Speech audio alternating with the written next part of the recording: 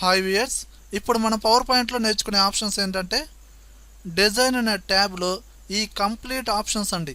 ఏది themes, format background, slide size, ఈ total options గురించి ఇప్పుడు నేర్చుకుందామండి. చూడండి, ప్రీవియస్ వీడియోలో అసలు స్లైడ్స్ ఎలా క్రియేట్ చేయాలి ఏందనేది మొత్తం కంప్లీట్గా నేర్చుకున్నామండి. మీరు ప్రీవియస్ వీడియో విన్నట్లయితే ఇక్కడ ఈ స్లైడ్స్ అన్ని ఎలా క్రియేట్ చేశారు, టెక్స్ట్ అనేది ఎలా యాడ్ చేశారు, టెక్స్ట్ ప్లేసెస్ కానీ పిక్చర్స్ కానీ ఎలా తీసుకున్నారు ఏందనేది క్లియర్గా తెలుస్తుంది. ఒకవేళ ఆ వీడియో వినకపోతే ఆ వీడియో విని ఈ వీడియో చూడండి. ఓకేనా? చూడండి వ్యూయర్స్, ఇప్పుడు మనం నేర్చుకునేది ఏంటంటే ఒక స్లైడ్ క్రియేట్ చేసాం, బాగానే ఉంది, టెక్స్ట్ ప్లేసెస్ ఇమేజ్ పెట్టాము, ఇదంతా బాగానే ఉందండి. కానీ స్లైడ్స్కి థీమ్స్ అప్లై చేయాలి. అంటే ఈ బ్యాక్గ్రౌండ్ కలర్ ఏముంది, వైట్ కలర్లో ఉంది. అలా ఉంటే లుక్ లేదండి. ఓకేనా? మరి థీమ్స్ అప్లై చేయాలంటే ఏం చేయాలి? చూడండి, ఇక్కడ డిఫరెంట్ థీమ్స్ ఇచ్చాడు. ఇక్కడ మీకు ఇంకా థీమ్స్ కావాలి అంటే ఇక్కడ డౌన్ యారో మార్క్ ఉంది కదా, దాన్ని ప్రెస్ చేయండి. ఆటోమేటిక్గా ఇంకా చాలా థీమ్స్ వస్తాయి. ఇగోండి, ఇవన్నీ థీమ్సే. ఓకేనండి? ఇప్పుడు నేనేం చేస్తున్నాను అంటే ఏ స్లైడ్ అండి సెలెక్షన్ చేసింది, ఫస్ట్ది. ఇప్పుడు నాకు ఈ థీమ్ నచ్చిందండి, దీన్ని క్లిక్ చేస్తున్నాను. క్లిక్ చేశాను. ఏమైంది? అన్నిటికీ అంటే ఇక్కడ మొత్తం 5 స్లైడ్స్ ఉన్నాయి, మొత్తానికి అదే థీమ్ వచ్చింది. ఓకే, నేను థర్డ్ స్లైడ్ సెలెక్షన్ చేశాను, నాకు ఇప్పుడు ఈ థీమ్ నచ్చింది. ఇదిగోండి, ఇప్పుడు దీన్ని సెలెక్షన్ చేశాను. ఇప్పుడు ఏమైంది? మళ్ళీ అన్నిటికీ అదే అప్లై అయిందండి. అర్థమైందా అండి? చూడండి, ఇక్కడ మీరు గమనిస్తే ఫస్ట్ స్లైడ్ కొంచెం డిఫరెంట్గా ఉంటుంది, ఎందుకంటే మెయిన్ టైటిల్ అంటే మెయిన్ స్లైడ్ కాబట్టి దానికి రిలేటెడ్గా ఉంటాయండి స్లైడ్స్ అన్నీ. ఇప్పుడు నేను సెకండ్ స్లైడ్ క్లిక్ చేసి నాకు ఇప్పుడు ఈ థీమ్ నచ్చింది, దీన్ని సెలెక్షన్ చేస్తాను అంటే అన్నిటికీ అప్లై అయిపోతుంది. ఓకేనండి? ఇప్పుడు మీ డౌట్ ఏంటంటే నాకు ఒక్కో స్లైడ్కి ఒక్కో థీమ్ కావాలి, ఇది నా మెయిన్ టార్గెట్. అప్పుడు ఏం చేయాలంటే ఓకే, ఫోర్త్ స్లైడ్ని సెలెక్షన్ చేశాను, నాకు ఇప్పుడు ఈ థీమ్ నచ్చిందండి, పర్టికులర్గా ఈ ఫోర్త్ స్లైడ్కి ఈ థీమే అప్లై అవ్వాలి. అప్పుడు మీరు ఏం చేస్తారంటే ఈ థీమ్ దగ్గరికి వెళ్ళి రైట్ క్లిక్ ఇచ్చి అప్లై టు సెలెక్టెడ్ స్లైడ్, దీన్ని సెలెక్షన్ చేశారనుకోండి, ఆటోమేటిక్గా ఆ ఫోర్త్ స్లైడ్కి మాత్రమే ఆ థీమ్ అనేది అప్లై అయింది.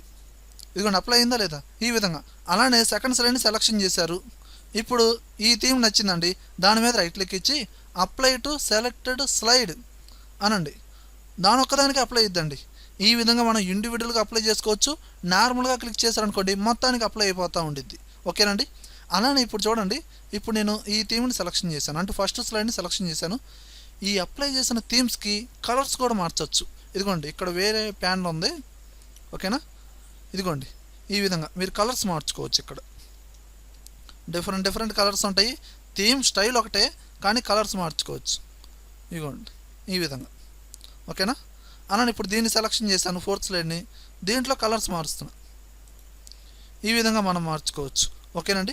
ఇలా మనం థీమ్స్ మార్చి మళ్ళీ వీటిని సైజెస్ ఇంక్రీజ్ చేయొచ్చు, డిక్రీజ్ చేయొచ్చు. టెక్స్ట్ అయినా పిక్చర్ అయినా ఏదైనా సరే కామన్ అండి, ఈ విధంగా అప్లై చేసుకోవచ్చు. ఓకేనండి? అలా మొత్తం స్లైడ్స్కి అప్లై చేసుకోవచ్చు, ఇండివిజువల్గా అప్లై చేసుకోవచ్చు. అలానే నెక్స్ట్ ఆప్షన్ వచ్చి చూడండి, స్లైడ్ సైజు. అంటే ఇక్కడ ఉండే స్లైడ్ దాని సైజు కూడా మార్చుకోవచ్చు అండి. ఇక్కడ వాడు డిఫాల్ట్గా 2 సైజెస్ ఇస్తాడు. ఇక్కడ యారోకి ప్రెస్ చేసి ఇక్కడ స్టాండర్డ్లో కావాలంటే స్టాండర్డ్లో, వైడ్ స్క్రీన్లో కావాలంటే ఇక్కడ మీరు కావాల్సినట్టుగా సెట్ చేసుకోండి. నేను స్టాండర్డ్లో పెట్టాను.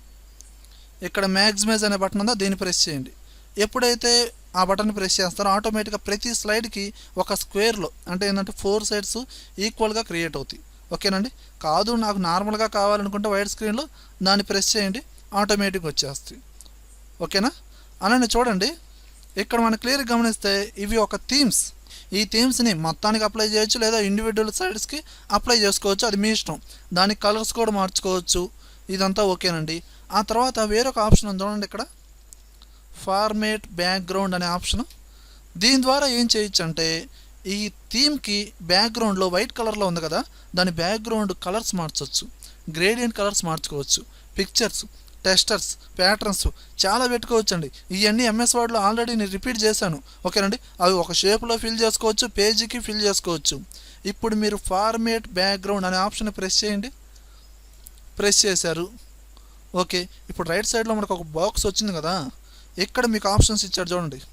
సాలిడ్ కలరు అంటే సింగిల్ కలర్, అలానే gradient colours, multi colours, pictures, textures, patterns ఇవన్నీ మీరు అప్లై చేసుకోవచ్చు.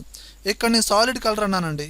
ఓకే, ఈ కలర్ ఎక్కడ మార్చుకుంటాం? ఇదిగోండి, ఇక్కడ ఈ కలర్ అనే పక్కన యారోకి ఉంది కదా, దీన్ని ప్రెస్ చేయండి. ఇక్కడ మీకు కావాల్సిన కలరు క్లిక్ చేయండి. చూడండి, ఇదిగోండి అప్లై అయిందా లేదా? లేదు, నేను వేరే కలర్ చేంజ్ చేయాలి. ఇదిగో చూడండి ఈ విధంగా. అంటే ఇక్కడ ఏమవుతుంది, థీమ్ అనేది మారట్లా, బ్యాక్గ్రౌండ్ కలర్ అనేది మారుతుంది. ఏది సింగిల్ కలర్. అలా కాదండి, గ్రేడియంట్ కలరు, దీన్ని సెలెక్షన్ చేస్తున్నా. ఇక చూడండి, ఈ gradient colours multi colours change చేయాలంటే ఇదిగోండి ఇక్కడ ఉంటే ఆప్షన్స్ చూసుకోండి. ఇవన్నీ డిఫరెంట్ కలర్స్. వీటిని మీరు దీని మీద సెలెక్షన్ చేయడం, ఇక్కడ కలర్ మార్చుకోవచ్చు. ఇక్కడ నేను వేరే కలర్ తీసుకున్నాను. అలానే మళ్ళీ దీన్ని సెలెక్షన్ చేసి మళ్ళీ ఇక్కడ ఇంకో కలర్ మారుస్తున్నా. నేను ఇక్కడ రెడ్ తీసుకున్నాను. అలానే లాస్ట్లో దీన్ని సెలెక్షన్ చేసి ఇక్కడ నేను బ్లాక్ తీసుకుంటున్నాను. ఓకేనండి, ఈ విధంగా. ఇప్పుడు నేను చూడండి మల్టీ కలర్స్ అప్లై అయిందా లేదా? ఈ విధంగా వీటిని ఇలా డ్రాగ్ చేశాను అనుకోండి, ఈ విధంగా మనం మార్చుకోవచ్చు డిఫరెంట్గా. ఇవన్నీ గ్రేడియంట్ కలర్స్ అంటారు. ఓకేనండి, వీటికి యాంగిల్స్ కూడా మనం మార్చుకోవచ్చు ఈ టైప్లో. ఓకేనండి, డిఫాల్ట్గా ఈ లీనియర్ అని, రేడియల్ అని, రెక్టాంగిల్ అని ఇలా ఉంటాయండి. ఇవి కూడా మీరు చేంజ్ చేసుకోవచ్చు. ఓకేనండి, ఇవన్నీ దేనిలో ఉన్నాయి, గ్రేడియంట్. ఓకేనండి, అసలు ఇది కూడా అవసరం లేదు. నేను పిక్చర్ని సెట్ చేయాలండి బ్యాక్గ్రౌండ్లో. అప్పుడు మీరు ఏం చేస్తారు, పిక్చర్ అనేది ఉంది కదా, దీన్ని క్లిక్ చేయండి. క్లిక్ చేశారు. ఓకేనండి, ఇక్కడ ఏంటంటే ఆప్షన్స్ ఇచ్చాడు చూడండి. ఫైల్లోకి వెళ్ళారనుకోండి, మీ కంప్యూటర్లో పిక్చర్ ఏదైతే ఉందో అది ఫిల్ చేయొచ్చు. ఫైల్లోకి వెళ్ళండి, చూడండి ఓ బాక్స్ ఓపెన్ అయిందా. ఇక్కడ మీ కంప్యూటర్లో పిక్చర్స్ ఏవైతే ఉన్నాయో దాని దగ్గరికి వెళ్ళి దాన్ని సెలెక్షన్ చేసి పిక్చర్ని ఇన్సర్ట్ అనండి. ఆటోమేటిక్గా ఫిల్ అయిందా లేదా?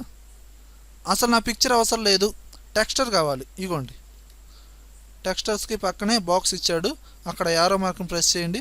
ఇక్కడ డిఫాల్ట్గా ఇచ్చాడు చూడండి, డిఫరెంట్ స్టైల్స్, అంటే వుడ్ మెటీరియల్స్ ఇలాంటివి అనమాట. ఏదైనా మీరు సెలెక్షన్ చేశారనుకోండి ఆటోమేటిక్గా అప్లై అయ్యింది. పర్టికులర్గా మీరు సెలెక్ట్ చేసిన స్లైడ్కేనండి. ఓకేనండి, ఈ విధంగా అప్లై చేసుకోవచ్చు. అలానే ప్యాటర్న్స్, ఇగోండి దీన్ని క్లిక్ చేయండి.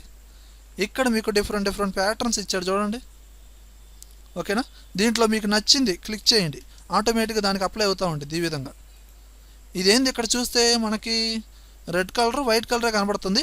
ఇక్కడ కలర్స్ మార్చుకోవచ్చు, అంటే ఫోర్గ్రౌండ్ బ్యాక్గ్రౌండ్.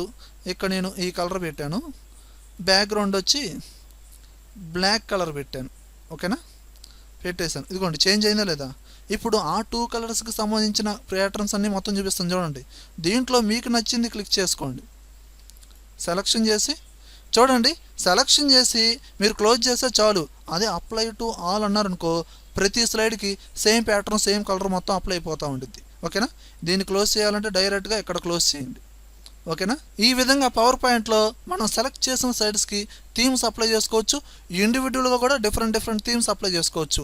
అలానే స్లైడ్ సైజు మార్చవచ్చు, బ్యాక్గ్రౌండ్ స్టైల్స్ మార్చవచ్చు. ఓకేనండి, ఇదంతా సెకండ్ ప్రాసెస్ అండి.